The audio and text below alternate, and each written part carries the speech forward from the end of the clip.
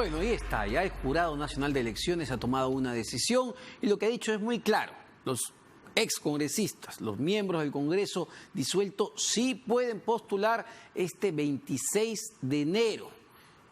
Aclarado a pedido justamente del Jurado Especial Electoral de Ica, que le pidió que se pronuncien, que había que resolver ese vacío para entender si varios, porque hay, entiendo, como 20, 19 candidatos que pertenecen al Congreso pasado y que querían saber si podían o no postular. Y justamente estamos con la excongresista Yanet Sánchez, candidata al Congreso de la República por el Partido Contigo, a quien le agradezco por acompañarnos esta noche y saber su reacción, digamos, de inicio con esta decisión del jurado. Bueno, buenas noches ante todo.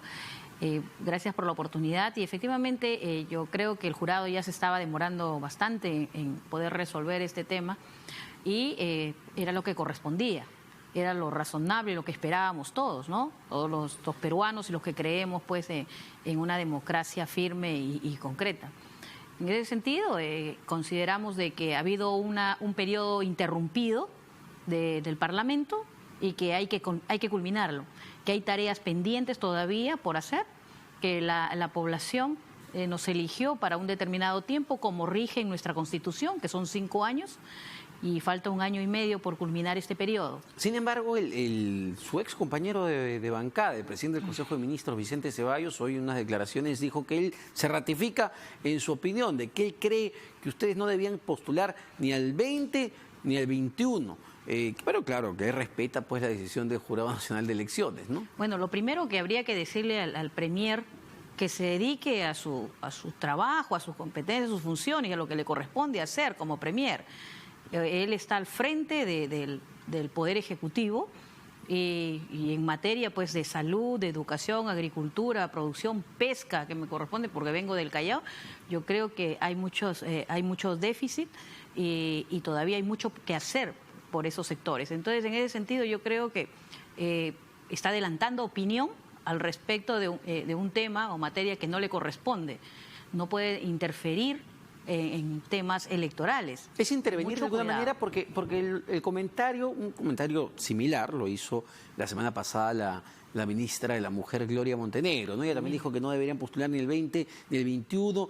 Es una opinión finalmente, pero es de alguna manera, lo ven como una intervención dentro del proceso electoral. Pero por supuesto, ellos son ministros de Estado, ellos pertenecen a un poder del Estado, entonces no pueden interferir en otro, en una institución. En este caso, en el Jurado Nacional de Elecciones, que corresponde, pues siendo una institución independiente, autónoma, como se dice, yo creo que no correspondería. Si cualquier otra personalidad opinara al respecto de ello, se respetaría la opinión. Pero ojo, ellos están en este momento ejerciendo un cargo público y no pueden y no deben correr el riesgo de que pues se le pueda decir que están interfiriendo, ¿no? En ese sentido. Ahora, esto llama realmente a poner sobre la mesa un tema que es importante, creo, ya a nivel de fondo, como es la reelección, porque cuando se han aprobado este tipo de medidas, lamentablemente, se ha hecho con sangre en el ojo, se ha hecho en medio de una crispación política, se ha hecho con la cabeza caliente y claro, la gente está molesta con el Parlamento, la gente está molesta con el Congreso e inmediatamente aplaude que no se reelijan, pero eso a la larga, no sé, desde mi opinión, puede hacer daño porque no permite que se genere una carrera política y finalmente son los electores los que con su voto definen si premian o castigan a una autoridad pública. Totalmente de acuerdo. Que quede claro, y soy una convencida, creyente de que se ha cometido una infracción constitucional en donde el señor presidente y cuando cierra el Congreso de la República. Cierra el Congreso de la República, ojo, no disuelve. Y eso tendríamos que meditar, tendría que reflexionarse al respecto, porque no podemos pasar en este país sobrepasando la Carta Magna, nuestra Constitución, lo que nos rige como peruanos.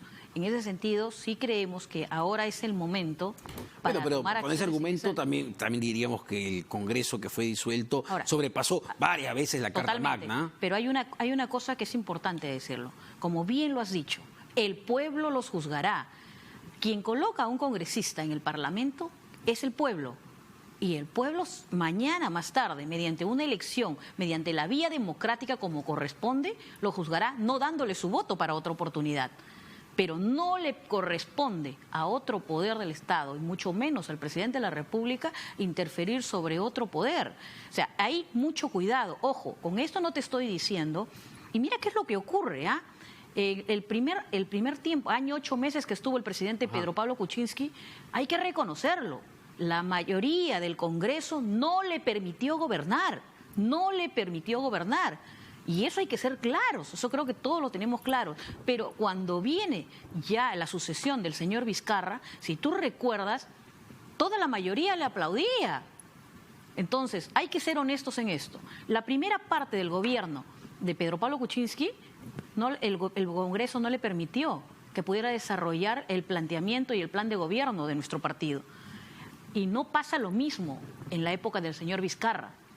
Entonces, ahí hay que tener claro y decir, porque se ha dicho mucho que el Congreso obstruccionista en la segunda parte, cosa que eso no ha ocurrido.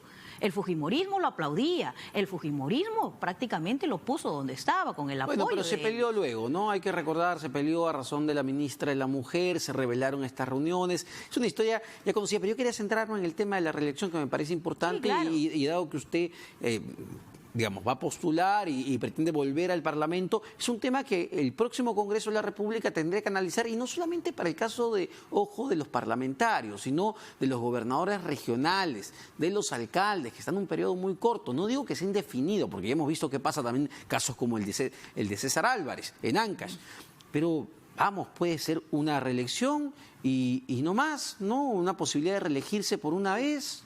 Se necesita la experiencia.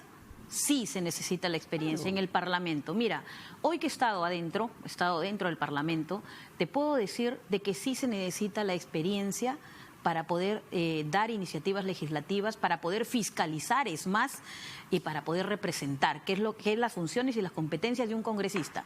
Se necesita dentro para hacer algunas modificaciones importantes en beneficio de algunas materias, sí se necesita. Entonces, ante ello, yo creo que el pueblo ya eligió también el hecho de no reelección, pero también hay que ser honestos en decir de que esto no se vería como una reelección. Esto sería simplemente la elección para culminar un periodo que enmarca nuestra Constitución, que es de 5 años, y aquí se ha interrumpido al 3er año. Eso también tiene que quedar claro. Ahora, se respeta la voluntad popular en no reelección, pero tampoco no podemos azuzar a odios, a persecuciones políticas. Eso yo creo que tenemos que ser un poco más objetivos. ¿Siente que hay una persecución política en este momento en el país? Mira, lo que ocurre en este momento, todas las redes sociales, hay una campaña difamatoria, de desprestigio a todas las personas que pensamos nuevamente ingresar al Congreso. Y no se menciona algunas otras. Hay 4, 5, 6 partidos que están mencionando. Y no ven que, por ejemplo, hay otros 2 congresistas, 4 congresistas más que van por otros partidos, pero a ellos no se les toca. Entonces, ¿eso es objetividad?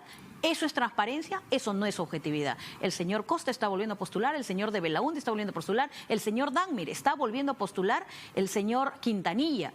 Cuando ellos bien levantaron la bandera, se enarbolaron y se sentaron en la alfombra del Congreso para decir que se cierre ese Parlamento, entonces no hay ningún tipo de coherencia. Y ante ellos no existe una campaña, Omar. Entonces, eso también hay que decirlo con claridad. Yo nunca me voy a callar ante esto. ¿Cree que es orquestada esta campaña? Que el pueblo juzgará y el pueblo sacará sus propias conclusiones. Pero hay que decirlo. Muchas gracias, señora Yanet Sánchez, candidata al Congreso de la República por el partido Contigo. ¿Qué número ya tiene el número? El número 1 por el Callao. Número 1 por el Callao, un número súper importante y expectante. Vamos a ver qué pasa. Finalmente los ciudadanos van a decidir, así que infórmense bien, sepan por quién van a votar, conozcan a su candidato para que luego pues no estemos renegando. No, muchas gracias, Yanet Sánchez. Nos vamos de quién tiene la razón, pero ya viene Tatiana Alemán con mucho más.